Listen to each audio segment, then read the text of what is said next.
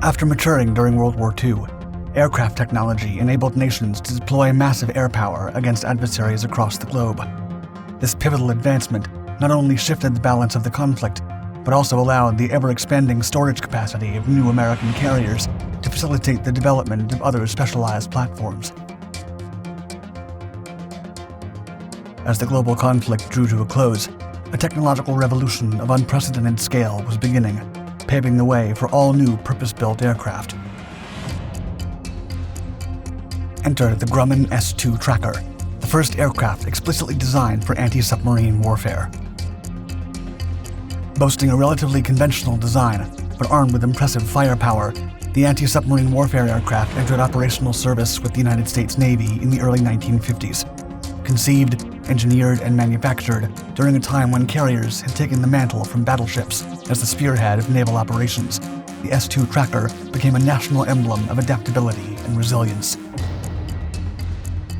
Then, as it served in multiple roles throughout its tenure, the S-2 Tracker became known as the most formidable and versatile submarine hunter of the seven seas.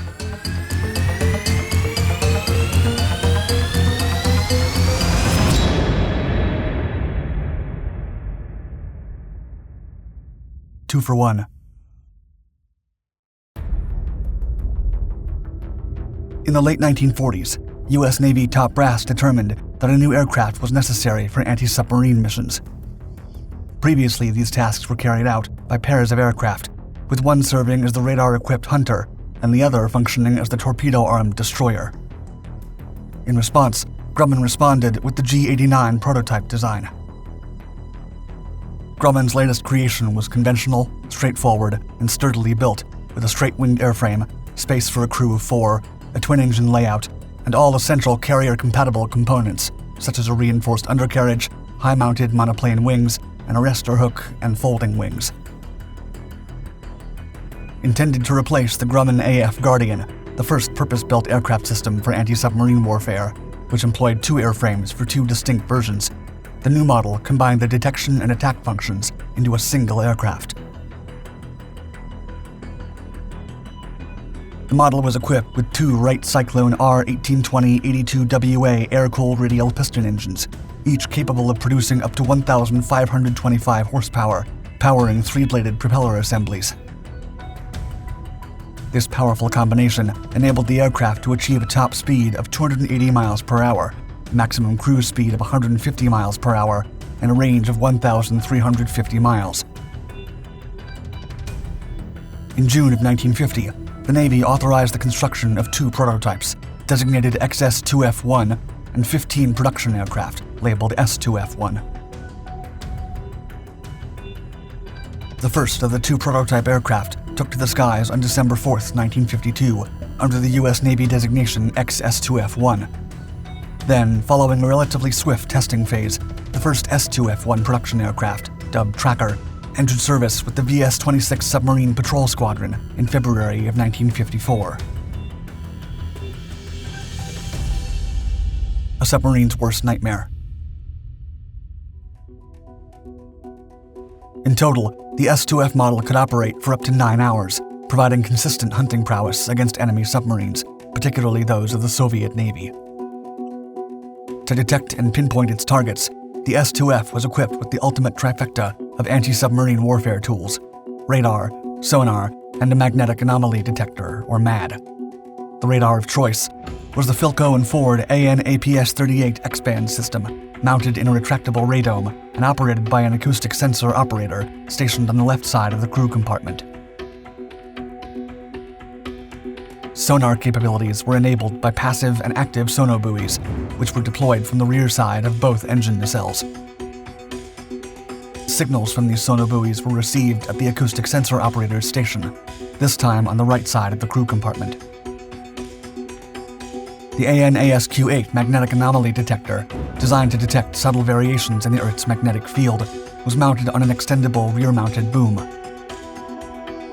Moreover, to accurately engage and neutralize their Soviet targets, operational tracker models featured 4,800-pound capacity internal bomb bays, capable of carrying 2 lightweight aerial torpedoes, such as the Mark 34, 41, 43, 44, or 46, or a single nuclear Mark 90 depth charge. And beneath the outer wing panels, 6 additional hardpoints could also accommodate conventional Mark 54 depth charges, unguided high-velocity aircraft rockets, Zuni rocket pods, or 4 more lightweight torpedoes. Subsequent Tracker variants would also be equipped to carry AGM-12 bullpup air-to-ground missiles. Service life. When deployed on carriers, the anti-submarine carrier air group typically comprised 2 fixed-wing anti-submarine squadrons, flying S-2 Trackers, 1 or sometimes 2 rotary-wing anti-submarine squadrons piloting Sikorsky HSS-1 SH-34G Seabat helicopters, and detachments of airborne early warning Grumman WF-2 E-1B tracer aircraft. On rare occasions, a detachment of Douglas A-4 Skyhawk attack aircraft would also be deployed aboard the anti-submarine carriers to provide an airborne defensive capability.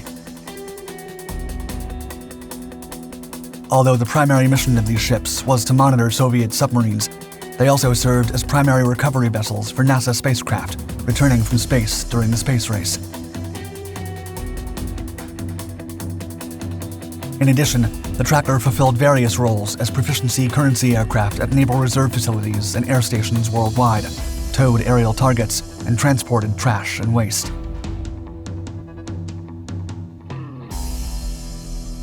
The STUF. In general, the model proved to be a highly durable and versatile workhorse, earning the admiration of its crews. Grumman Trackers accumulated more than 6 million flight hours, with a reasonable mishap rate of 0.69 per 10,000 of those hours. Moreover, the model achieved nearly 750,000 arrested landings on Navy aircraft carriers. The Tracker also holds the distinction of being the first aircraft to be launched by a steam catapult when one was shot from the Essex-class carrier USS Hancock. Throughout their numerous flight hours, Grumman Trackers, affectionately nicknamed STUF by the crews, flew thousands of crucial sorties in support of the United States Navy's efforts to monitor the Soviet submarine menace during the 32 years of the Cold War, particularly during the Cuban Missile Crisis. Ultimately, the Grumman Tracker enjoyed a long and distinguished career spanning decades, evolving in tandem with a rapidly modernizing world. Within the United States Navy, squadrons frequently operated as part of anti-submarine warfare air groups aboard Essex-class carriers, designated as anti-submarine carriers, including USS Yorktown, Hornet, Wasp, Bennington, and others. At various points during their maritime careers, a total of 18 carriers from the class, including both straight and angle deck types, accommodated the Tracker. Some of these vessels also undertook numerous Western Pacific deployments to Southeast Asia throughout the protracted and brutal Vietnam War, during which only a single Tracker was ever lost. Big change. In 1962, amid escalating tensions with Soviet Russia, the United States Armed Forces underwent a restructuring phase. During this period, the United States Tri-Service Aircraft Designation System, responsible for designating all its aircraft, was modified to unify the aircraft identification across the 3 major branches. As a result, the S-2F series was redesignated with the S-2F marker. From there, all previous variants were updated, and the Grumman aircraft became known as the S-2 Tracker. In addition to being the first aircraft specifically designed for anti-submarine warfare, Trackers were also adapted for various other roles. The Trackers served as multi-engine trainers in the US-2A configuration, where all their anti-submarine mission equipment was removed and replaced with additional seats. Several units within the United States Marines even operated a few Trackers in the US-2A and US-2B variants. The S-2C, a single photo reconnaissance version of the Tracker, featured a fuselage extension just aft of the cockpit, larger tail surfaces, increased fuel capacity, and modified engine nacelles. Meanwhile, the S-2E version received improved detection equipment, and when the Navy required an electronic warfare trainer aircraft, the WS-2D fulfilled the role. The last anti-submarine warfare version of the Tracker, the S-2G, was developed from enhanced, previously built S-2Es. bowing out. As trackers approached the twilight of their otherwise stellar operational service with the United States Navy, they were replaced by Lockheed Martin's S-3A Viking. The Navy's Sea Control Squadron 37, also known as the Sawbucks, was the last active-duty anti-submarine squadron to retire their S-2 trackers, doing so in the summer of 1976. Moreover, the Naval Air Station Corpus Christi-based Training Squadron 28 Rangers retired their last trackers in the TS-2A variant in 1979, replacing them with Beechcraft T-44A Pegasus. The very last operational tracker in the United States Armed Forces was an ES-2D, retired in spring 1980 from the Pacific Missile Range facility in the Kwajalein Atoll. In total, Grumman built 1,284 tracker airframes, in all their different variants, while de Havilland Canada built an additional 99 models, all derivatives of the S2F1 S2A variant. The nation operated its models from both shore bases and the Canadian aircraft carrier HMCS Bonaventure. Then, after 34 years of service, all Canadian trackers were retired by 1990.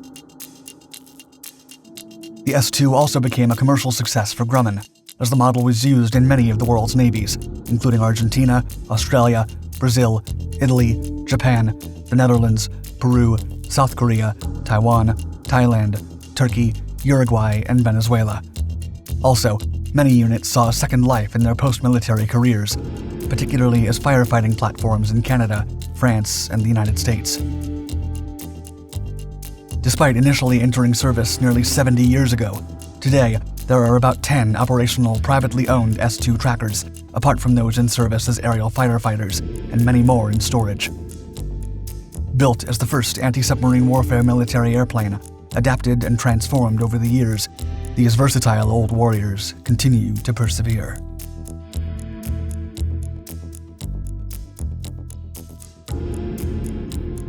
Thank you for watching our video.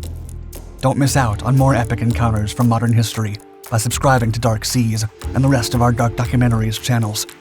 Also, please show your support by hitting the like button, and don't hesitate to click on the bell icon to be notified of our latest content. Stay tuned.